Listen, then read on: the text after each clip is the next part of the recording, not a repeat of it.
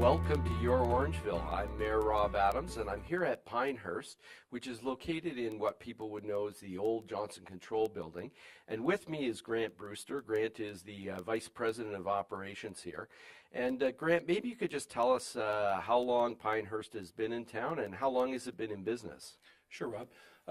We've been in Orangeville now 3 years. Pinehurst is a second-generation family business, started in 1967. Okay, so it's really had a big, long tradition. How many employees do you have here at your operation? In our busy season, we run approximately 170 staff. Okay, and I understand you have 50 people locally, and you're obviously expanding and looking for more people down the road, so that's terrific for the Orangeville community. So you're looking for people who have what kind of skill set? For sure, we are growing.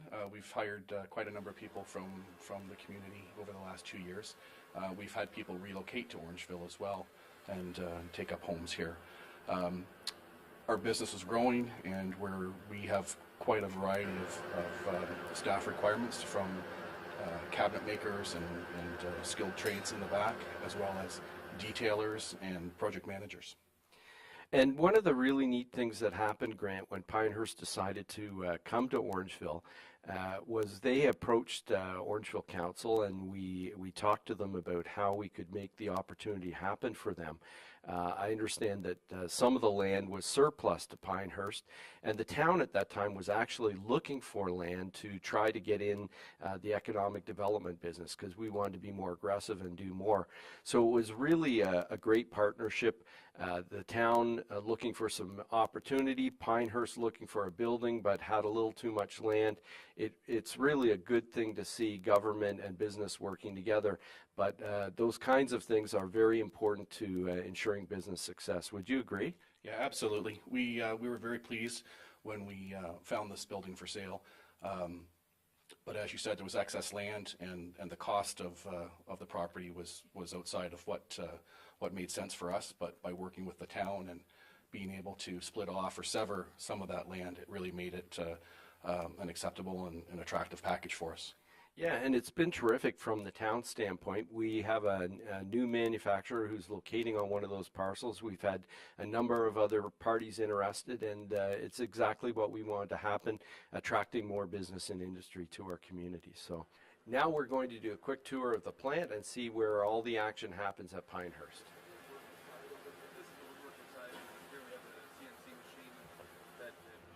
I'm here in the plant with Don Christie, president of Pinehurst. And Don, maybe you could just tell us a little bit about, in general, what you produce here. So Pinehurst is a manufacturer of custom store fixtures. We concentrate mainly on the luxury retail market. And some of the equipment you have here is behind us. Can you tell us a little bit about what this particular piece does? This particular piece here is a 4-kilowatt laser. It's for cutting sheet metal. It'll cut up to 1-inch thick mild steel, 1/2-inch stainless steel, and 1/2-inch aluminum. And really it's probably the speed and accuracy of the piece of equipment that's makes it obviously a big investment. Yes, it is a very big investment, and speed is very critical to the needs of our clients in our market. Okay. And what other kinds of things are you doing back here for your customers? This is the metal breakout section of the plant, but we also do wood fixtures. Wood is our background, but we do all metal in-house and glass in-house as well. Okay. And how many employees do you have here at Pinehurst? At the peak of our season, we're up to approximately 170 employees. Okay. And so obviously this plant operation is very busy back here. Yes, we run 24/7 most of the summer, but the winter we slow down. Wow, that's a terrific operation. And how long have you been in the business? I actually started when I was about 10, but when I graduated from university in '97, I started the metal end of the business, and then grew in succession planning, took over the rest of the business with my sister and my cousin Scott. Well, it's terrific. We're really excited that Pinehurst here in our community and providing local jobs, and obviously a great employer doing terrific things for their customers.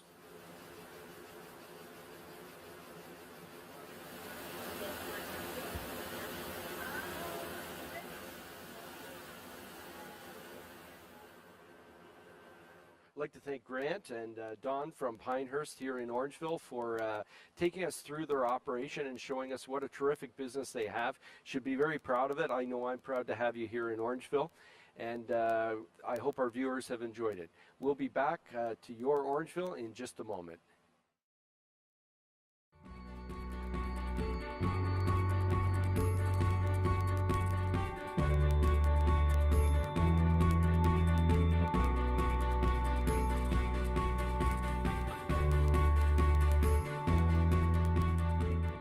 Welcome back to Your Orangeville. I'm here with Paul Nelson at Data Cable in Orangeville, and Paul is the president of this organization.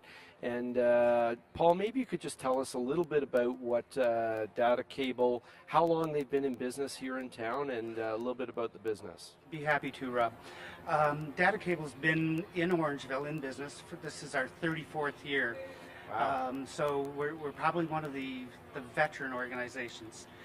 Right now we have, I think, 47 people on staff with us, and things are going quite well. That's excellent. So that's a really long-standing tradition here in the community, and it makes me proud to be here with you. So Well, we're happy to have you here. yeah, yeah. Now tell us a little bit, Paul, about maybe how the business got started and a little bit about what you do. Sure. The business is actually owned by Dick and Lita Farron, and Dick was in the electronics business quite some time before Data Cable, and he acquired the company in 1980 and took it in a number of different directions. And right now we are focused on the OEMs, original equipment manufacturers, all of which are in a very high-tech and specialized environments. And whether it be military or medical equipment like MRIs, X-ray machines, our newest customer, Echologics, deals in acoustic technology where they can put monitoring systems down into municipal water systems, and with that equipment they can measure the density and integrity of the water pipe, identifying where there might be leaks and freshwater loss, or where a pipe has degraded to the point where it's time to do a replacement. So it's some really exciting technology that we work with here. Yes, some very interesting things. Now, before we go and kind of visit some of the things that are going on here, tell me a little bit about some of the advantages of doing business in Orangeville. What's it like to hire staff and work with the town, those kinds of things? Well, I think first of all, from a location, we're close to everything. With the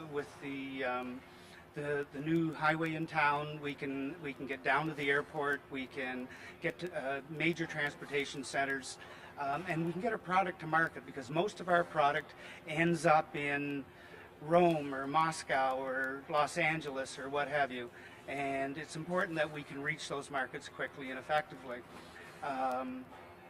The workforce here in town is, I think, above average. We have got, like I said, 47 people, and they're just the most amazing people that you would want to work with. It's a joy to come to work. They have a great work ethic, great integrity. They take tremendous pride in what we do here and their work in particular. So we're delighted to be here. 34 years would tell you that. That's terrific. Now, Paul, it's really exciting, all the products that you make, and they're going around the world, which is, I'm sure, very interesting for our viewers. Maybe we could just talk about some of the areas and the things that people are doing right now here in the operation. Yeah, our facility is largely divided into 4 cells, 4 different work cells. We have a military cell, which and we have 3 or 4 customers in the military business. The largest one would be a manufacturer of light armored vehicles.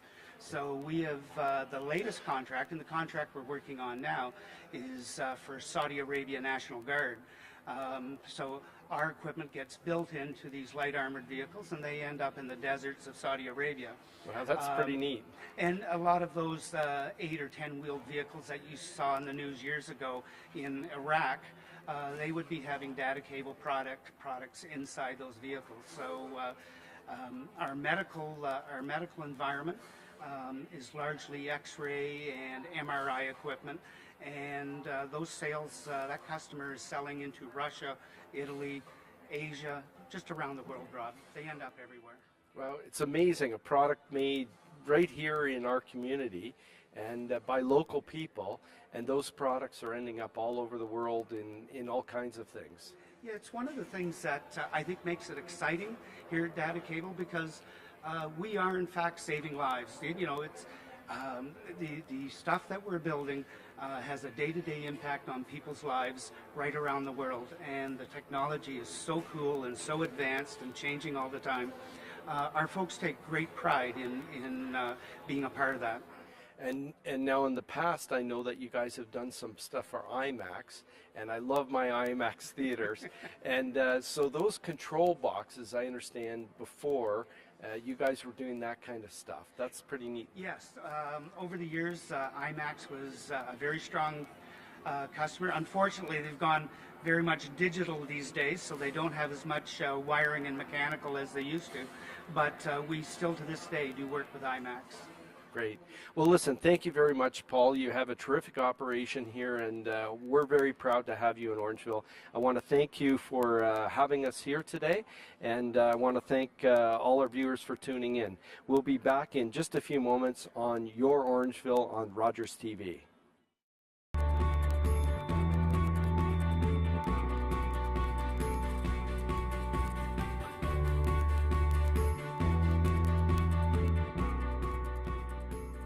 I'm here at Sanho, Canada in Orangeville, and with me is engineering manager Bill Woodside. And we're here to talk a little bit about Sanho. Can you tell me a little bit, Bill, about how long you've been in Orangeville and what your operation does? Yeah, Sanho Canada has been in Orangeville since 1998. I had a different company name when we started. We were Hysan Canada. It was a joint venture, and then the name changed a few years ago. But we were across the road on Centennial Drive at first, and we moved over here in 2003. And it's a global company, Sanho. That's right. Sanho Canada is a division of Sanho Industrial, and they're in 19 countries around the world. There's about 50 different divisions, Okay. and we're part of Sanho America. And we manufacture parts for both Honda and Toyota primarily. We do have some other customers as well, but Honda and Toyota are our primary customers. Okay. And how many employees and how big is your operation? Our floor space here, we have about 90,000 square feet of manufacturing space, and we have somewhere between 60 and 80 employees depending on how the business is going with Honda and Toyota. Okay. Yeah. And how about the workforce? Does Orangeville provide good general labor and skilled labor? How are those things? There's a good workforce here. Skilled labor people are required for us to maintain our equipment, and we also use a lot of people for just regular people for doing the assembly work and doing some of our other functions. So key ingredients for industry, location, and then having a great skilled workforce. Yes, and then you also have to have a support structure around you, depending on what you're doing. We're a type of company that needs a support structure, such as other businesses that can help with mechanical issues and supplying us components and helping us with machining and other things like that. So Ontario is a very good location for our tube and pipe bending industry. So we're in a good location for that. There are some key builders here for us to make use of. Bill, tell me a little bit about what Sanho does here, what you produce, and a little bit about your plant operations. Sure, we're automotive manufacturer, so we supply directly to Toyota and Honda, and also some of their subsidiaries, but we make fuel and brake components. So the tubing that carries the gas from the gas tank to the engine, and the brake lines that carry the brake fluid from the engine compartment out to the wheels. So we supply individual brake lines and individual fuel tubes, and also assemblies of both. So we have a combination of automated and manual processes here, and we try and balance those for economic reasons and also for efficiency and flexibility.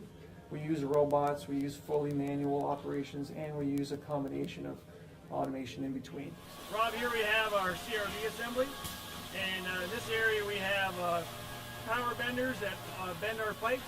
We automatically transfer the pipes overhead to our assemblers, and then our people take the pipes and manually assemble them with various clips and other pipes together to our final component, and then load them onto our shipping racks ready for the customer. This is a shipping cart we use for Honda. You can see one of our challenges is we only get 30 pieces on a cart. We ship almost 900 carts or pieces worth a day, so there's a lot of trucking space taken up just for a small amount of parts. So we're lucky that we are close to Honda in that, so that our trucking is very efficient back and forth between here and our customers. And obviously making some critical components in an automotive vehicle.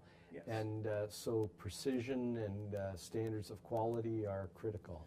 Yes, precision and standards of quality are very high. We make fuel line components and brake line components, both of which are critical to the operation of the vehicle and to the safety of the occupants.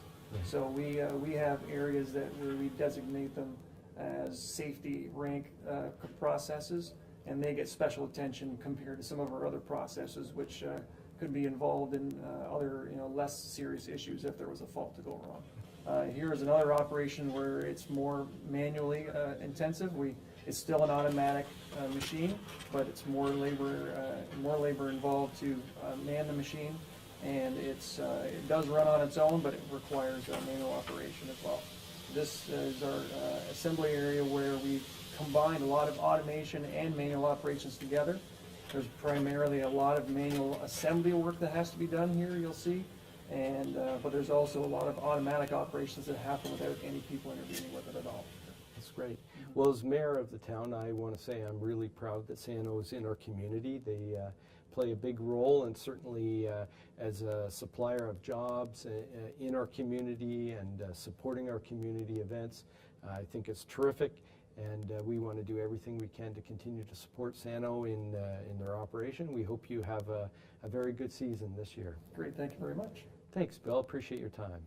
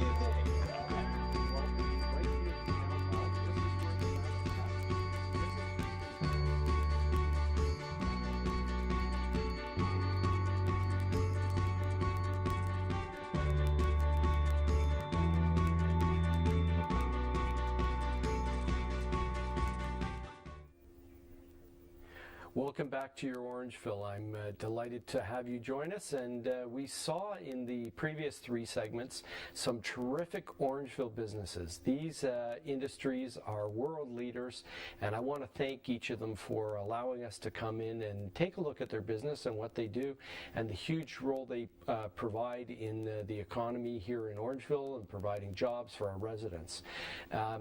Orangeville is actually doing extremely well.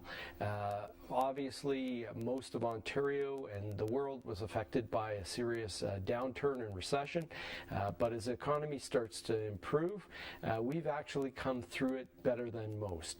In fact, Orangeville's growth in business and industry is actually ahead of the provincial average, which is a strong point for us. It really is because we have terrific connection to major highways. As well, we have a very skilled workforce, and Orangeville is very centrally located for industry and business that are thinking about locating here. Being ahead of the provincial average on growth on industry and business is a positive thing for the community, but it doesn't happen by chance.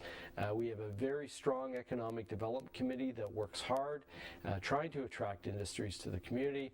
As well, our staff at the town of Orangeville run not only a small business enterprise center trying to promote small business and support our local businesses, but as well on a daily basis we have leads from people interested in locating in Orangeville, and we work hard with those people to try to attract them to our community.